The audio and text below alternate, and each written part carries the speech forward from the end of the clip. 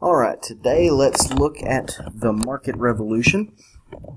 The market revolution is this period of time in the early to mid 1800s where the U.S. economy is going to go through some really dynamic changes. So one of the changes that occurs during the market revolution is the specialization that occurs with the different regions of the country. Basically, there are three different regions in the United States. There's the Northeast, kind of New England, but also including New York, Pennsylvania area.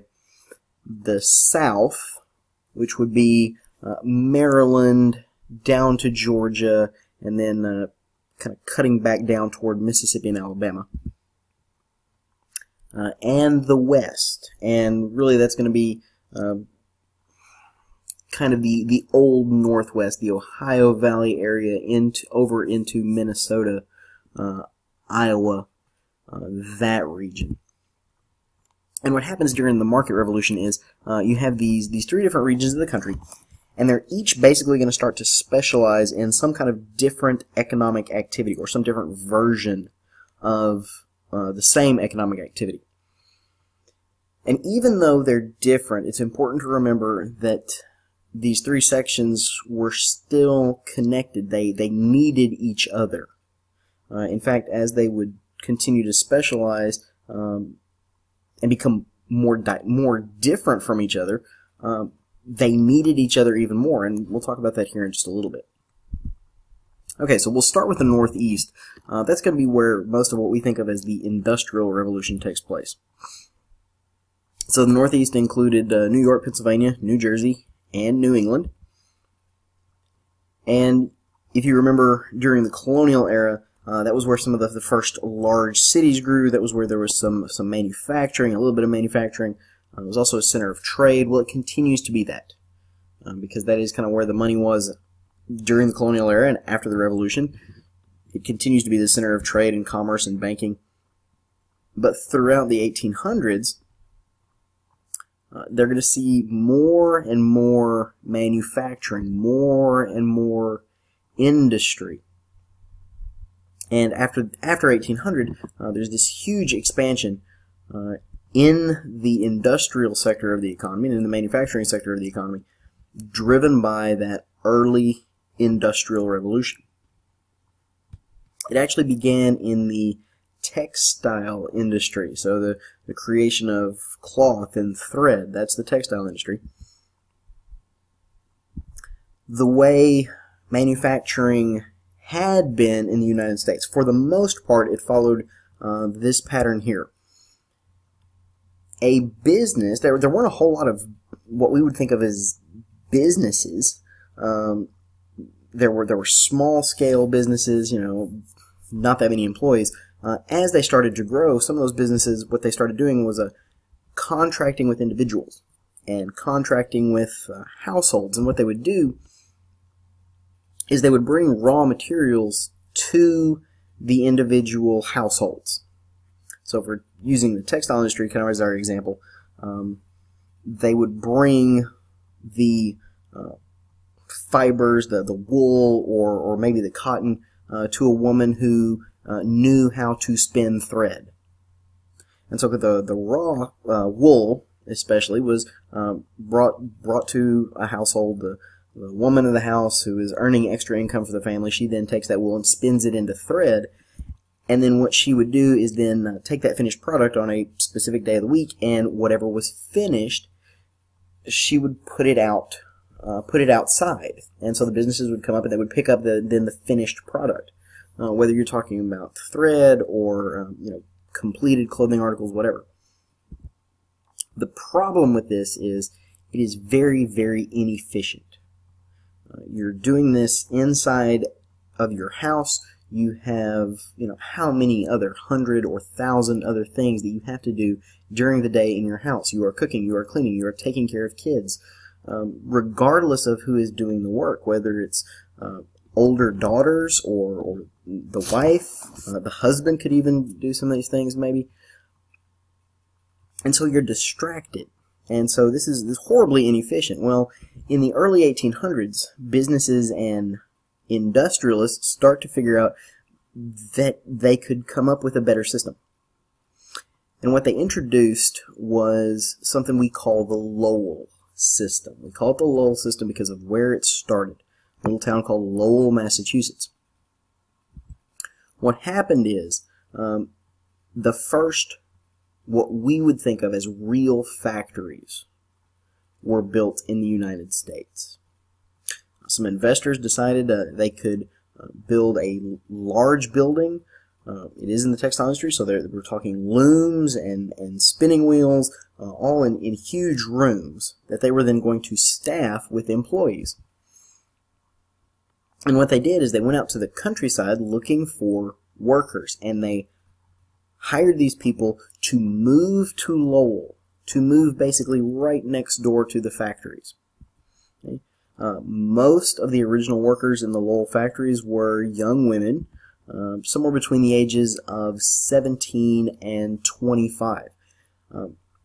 They specifically looked for people of this age group, and they specifically looked for women, because what they were looking for were women who were at an age where they were old enough to move out of their parents' house. But they were also looking for women who were not married yet. And the idea here was, once a woman got married, she was going to be taking care of her household. She was going to be in charge of that household, and so she wouldn't be available for this work anymore.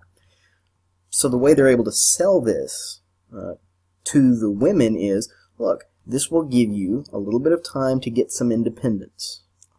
In the 1800s, honestly, if you're a 17-year-old woman, you probably already know who you're going to marry. You are probably waiting on him to get a better income, get a better job before your father gives his permission.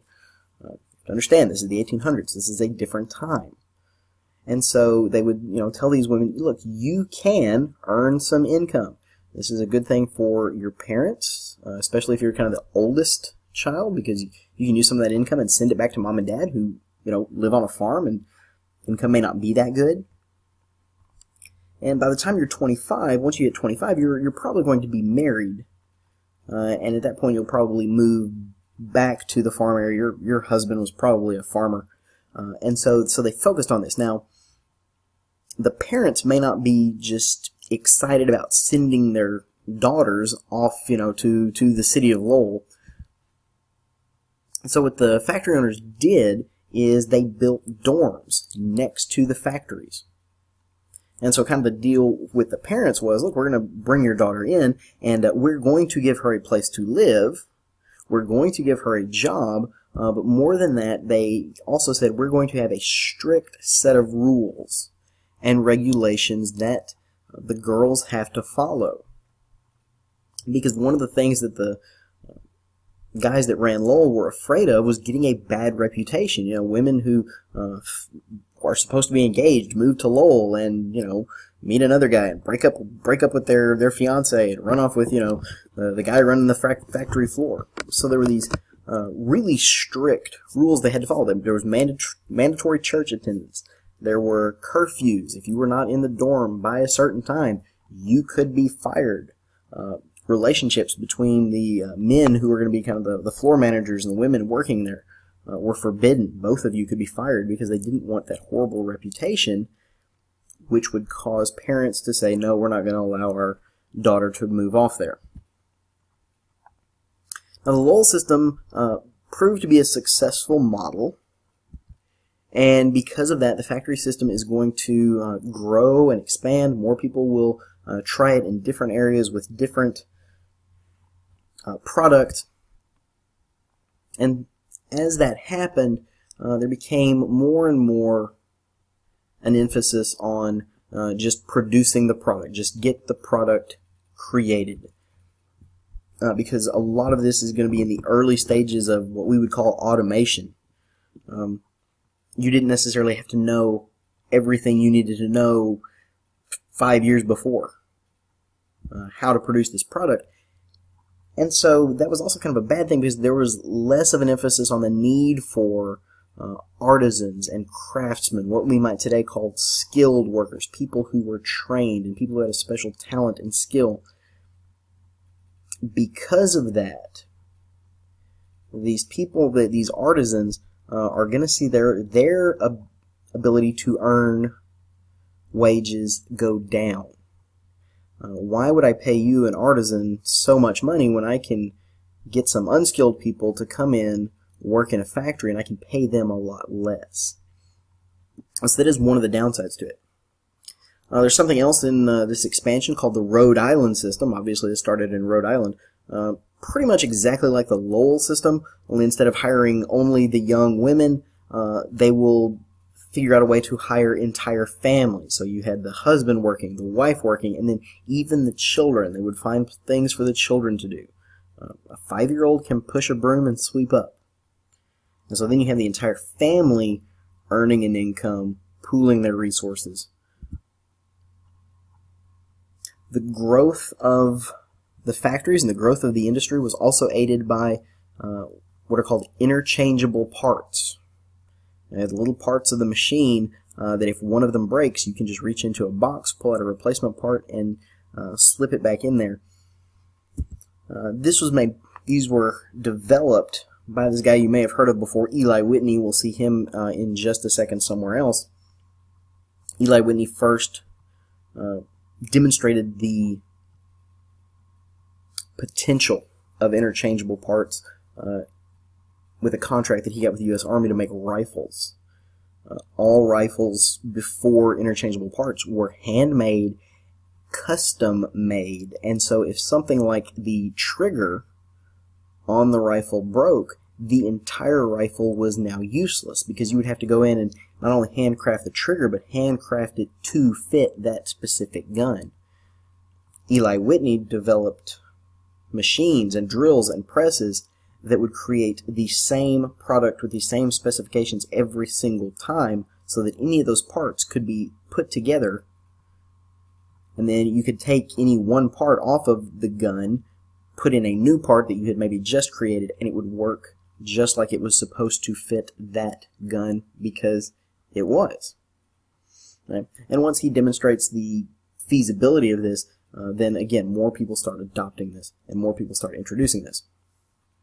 So that's what all's going on up there in the north and the northeast. In the south, the economy will be different.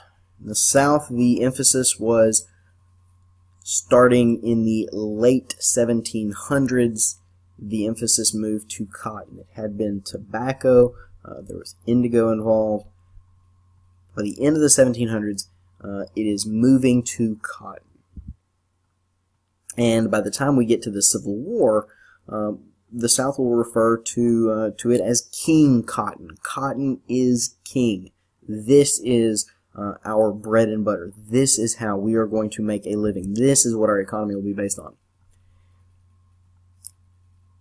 As you get into the late 1700s, cotton was profitable, but the farmers that were growing it, and not necessarily a whole lot of them, but the farmers that were growing cotton, they were making a profit, but what they started to see was that their profits were getting smaller and smaller and smaller each year. The huge reason for this was slavery. The slave system was becoming more expensive every year.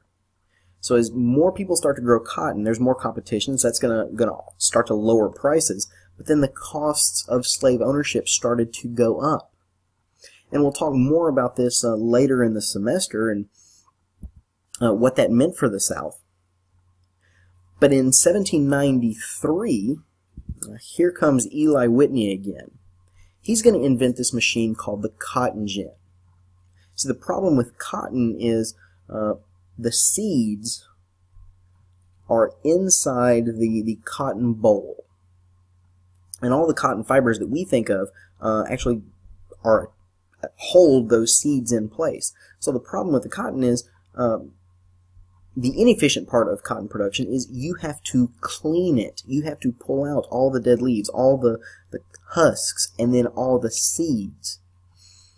Eli Whitney toured a plantation in the early 1790s, and he was told that one person can clean about 1 pound of cotton per day. And Eli Whitney, he was an inventor. He was just a problem solver. There are people that they see a problem and, oh wait, I can come up with something to do that. You know, Elon Musk is probably a great example of that today. But Eli Whitney thought, well, if it takes one person an entire day to clean 1 pound of cotton, is there a way to automate that? And he invented the cotton gin, where you could just dump cotton in, and these little spindles, you turn a crank. You see our little diagram here, you turn this crank, these little spindles here are going to run through and basically tear the cotton fibers away from the seeds. You lift it up, you pull the clean cotton out from this side over here. There's a drawer that the seeds are going to fall into. You throw that trash away. And so that allowed more cotton to be cleaned in a shorter amount of time. The cotton gin that Eli Whitney created by 1794, they had gotten good enough with it that one person could clean 50 pounds of cotton per day. That's a 50 times increase in production. And because now all of a sudden more cotton can be cleaned, it actually made the slave system in the South more profitable. And so the demand for slaves went up. And more people are going to start turning to cotton because you can find a better way to make a profit, an easier way to make a profit. And, to give you just an idea, just with some numbers, in 1800, there were about 2 million pounds of cotton produced by the South. By 1860, that's going to be 2 billion pounds of cotton produced by the South. So huge increases there. In the West, also going to focus on agriculture, and this is the Ohio Valley area, the Old Northwest. They're also going to focus on agriculture. There's relatively cheap land out there. I say relatively. We'll see here in just a second how that could change. But whatever, with cheap land and the availability of a lot of it, farmers and people who wanted to farm were encouraged to move in. There's a smaller barrier to entry if you don't have to spend a lot of money to buy these huge tracts of land. The other thing that happens because of the Industrial Revolution going on at the same time, there are new inventions that are making farming a little bit more productive. John Deere introduces a new form of a steel plow in the 1830s. Cyrus McCormick designed something called the McCormick Reaper, which will allow harvesting to take place quicker.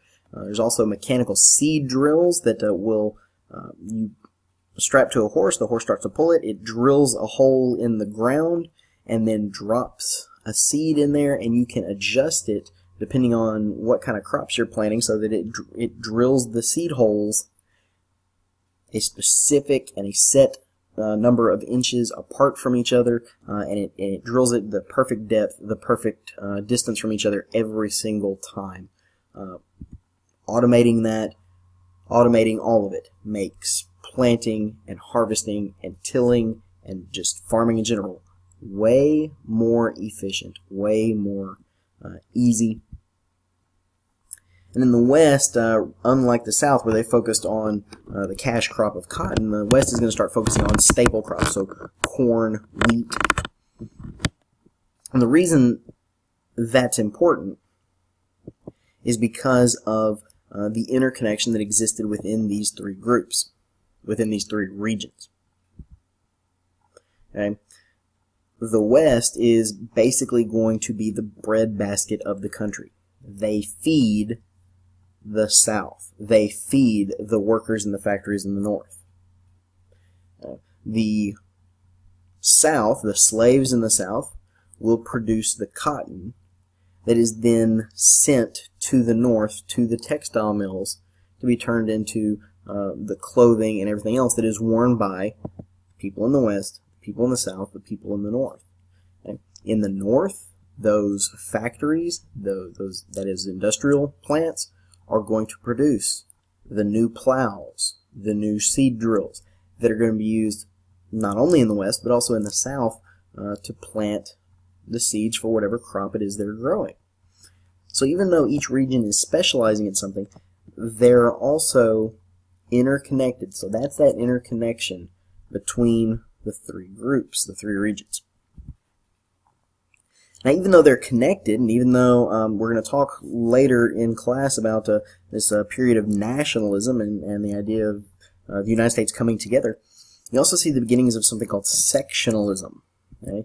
Sectionalism is the idea that our section should be, I don't want to use the word independent. Don't say I don't want them to become an independent country, but our section is more important. Our section doesn't need the other two, and these rivalries between sections. That sectionalism is rooted in economic differences, number one.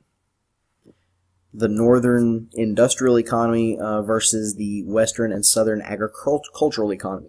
What is good for one typically either provides no benefit or actually in some way will economically harm the other. They differed in their belief on was a Bank of the United States necessary. They also differed on their belief in how available land out west should be for people to purchase. This sectionalism is also rooted in political differences. Okay? And the big difference there is refers to who should be supreme, the national government or the state government. Okay, so should the national government be supreme, or should the states' rights issue be something that your region would want to do? All right, some of the big issues, mostly economic issues that they fought over. The first one is tariffs. Okay. You remember what tariffs are? They're taxes on imports. In the early 1800s, the North starts looking at tariffs as a good thing, and they wanted to raise what are called protective tariffs. Protective tariffs are extremely high tariffs. They are designed to protect American businesses and American manufacturers from foreign competition. Okay? As a new manufacturer, I am automatically going to be more inefficient than my more established competition, and so my costs are going to be high, so I'm going to sell my goods for a higher dollar amount. The foreign stuff may be cheaper. They might have done this for a while. They have cut costs. They figured out how to become more efficient, and so they're able to pass the savings on to the consumers. A protective tariff placed on the foreign good would force the foreign competition to raise their prices. They want to recover the cost of that tariff, so they would raise their prices, whereas I, the American company, don't have to. That's the purpose of a protective tariff, to make Americans look at the two prices and say that foreign good is way more expensive. I would rather buy American simply for the fact I want to save some money. And so since the North is going to be the center of manufacturing, they want protective tariffs. The South, on the other hand, is going to fight that tooth and nail. They're going to want to lower tariffs. See, from the South's point of view, what they experience is when America raises tariffs on goods coming from other countries retaliate by raising tariffs on what Americans are trying to sell in those countries. And in the 1800s, and as we go through the 1800s more and more, Southern cotton is being exported overseas. By the time we get to 1860, 80% of all cotton grown in the United States was sold in Europe. And so when we raise tariffs on manufactured goods coming from Europe to protect the North, other countries raise tariffs on Southern cotton, which makes it harder to sell cotton overseas, which economically harms those farmers in the South. And so they're going to fight against the tariffs. Second key issue was the need for what we call internal improvements, roads, canals, those things. People out in the West they supported these internal improvements. They felt they were necessary to connect the country. We need roads back and forth between the new lands we're trying to settle and the East Coast. You need that so that you can transport goods back and forth. That will reduce the costs on local communities and the new states that are just trying to get started, that don't have this infrastructure already in place. It'll help trade between the East and the West. And also it will allow for more people to move west. If you have improved roads and you have improved ways for people to get west, more people will be able to move out there. And from a political point of view, that's also important, because the more people your state has at each census, the more seats you get in the House of Representatives, and the more influence you then have. The South, although they could see a benefit to internal improvements, weren't necessarily all on board with the national government paying for it, because the proposals all said the way that the government would pay for these things would be through tariffs. We'll just raise tariffs. Well, we'll build a road through Kentucky and we'll make Britain pay for it.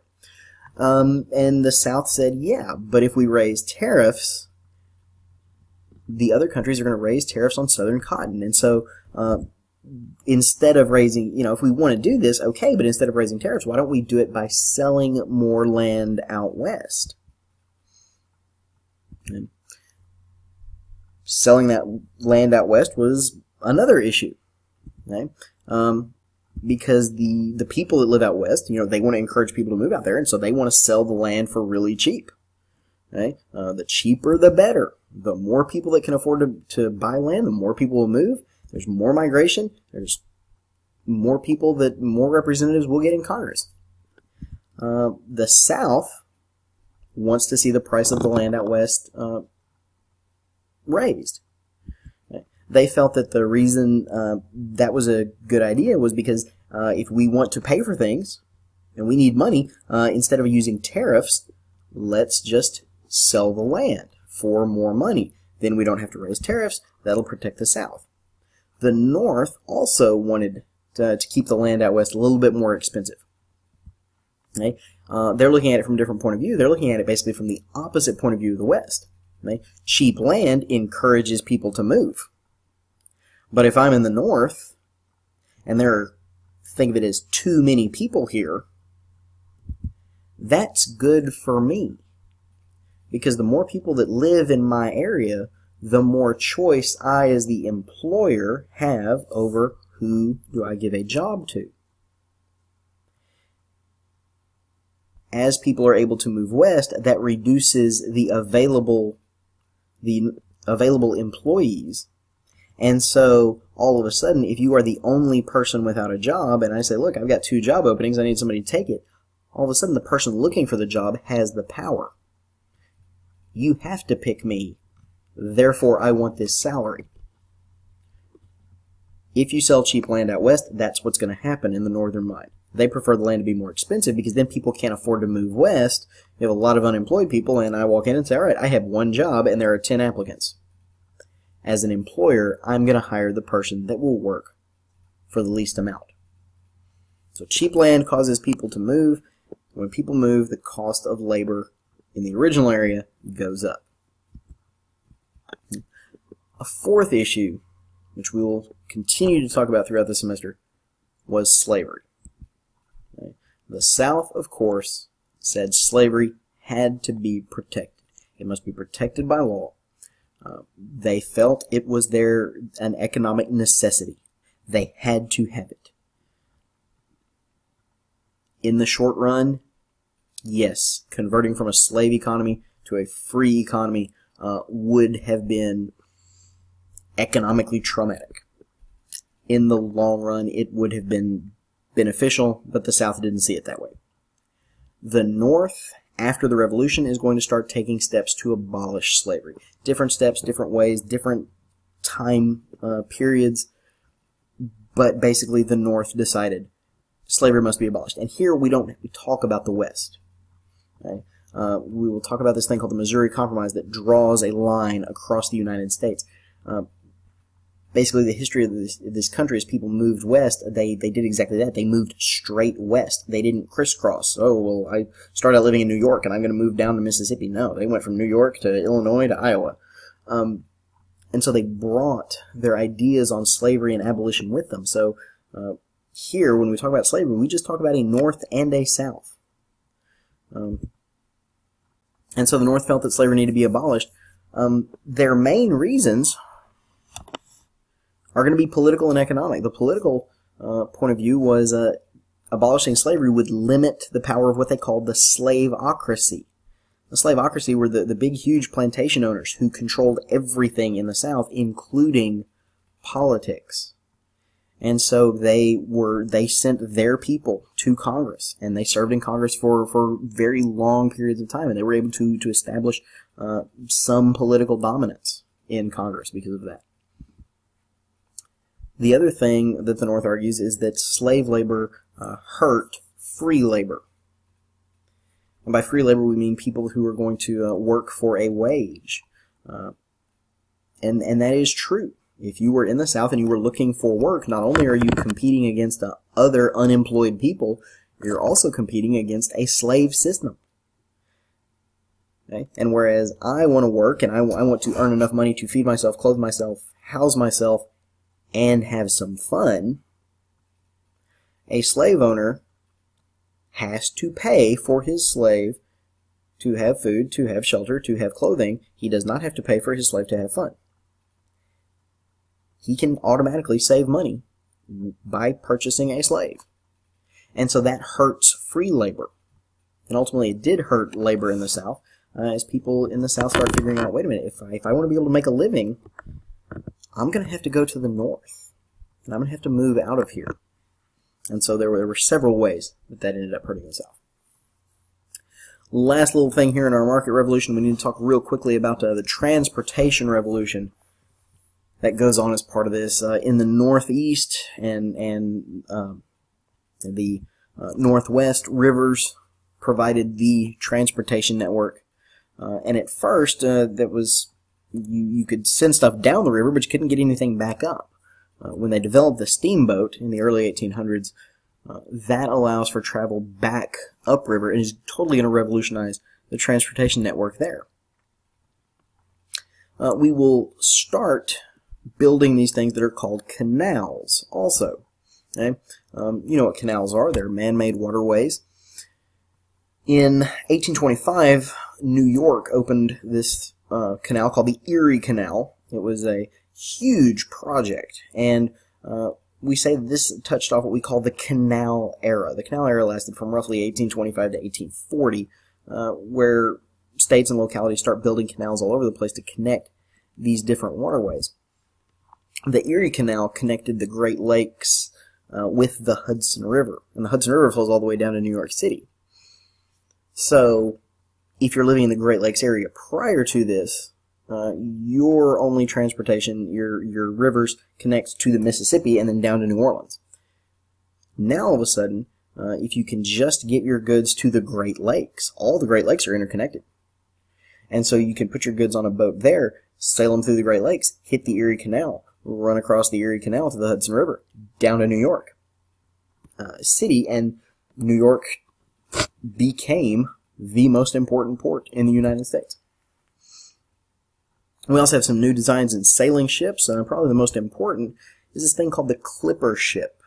Okay? Larger mast, larger sails that were able to harness the wind when it was blowing at different directions and still use it to power the vessel and to help it move. It could move quicker. It was designed better so it could move quicker through the water, lighter through the water, and it cut sailing time, thus reducing costs. So the boats could be then larger and faster.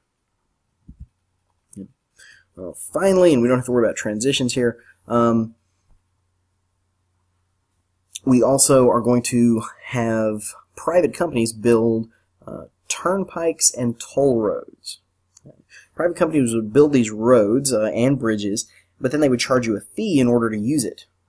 Now, the idea behind that was the private company is spending money to build it, and then the private company is also going to maintain it, so they need to make some money. Why would you want to take a toll road instead of a free road? Number one, the government will build the free road, but then it may be a while before they get back to fix potholes. The private company will maintain the toll road. You're going to put less wear and tear on yourself, your wagon, everything. Okay? Second, the government would occasionally just hire these guys to build the toll roads with a stipulation in the contract. Okay, it's a toll road. You can collect tolls on it. After 20 years, control of it shifts over to the government and it will become free. That's a way to get your roads built without having to actually spend money. The business is going to spend money. Sure, they're going to charge people to use it, but only for a certain amount of time. By that point, the state government should be economically viable and able to take over maintenance. We don't really talk about railroads until we really hit that period right before the Civil War. You see, railroads, they start putting them in around 1840. They just weren't that big a deal. Beginning at 1850, there is huge, explosive growth in the number of railroads that are being built, mostly in the north and the northwest. Okay? Not really in the south. Okay? But huge, explosive growth after 1850 through the early 1900s. Explosive growth in the railroads. All right, I hope that gives you a pretty good look at the market revolution and its importance. I know it was a lot of stuff, but it is important for you to know, and it is something that helps explain things that are going to happen later on, not only this semester, but also next semester.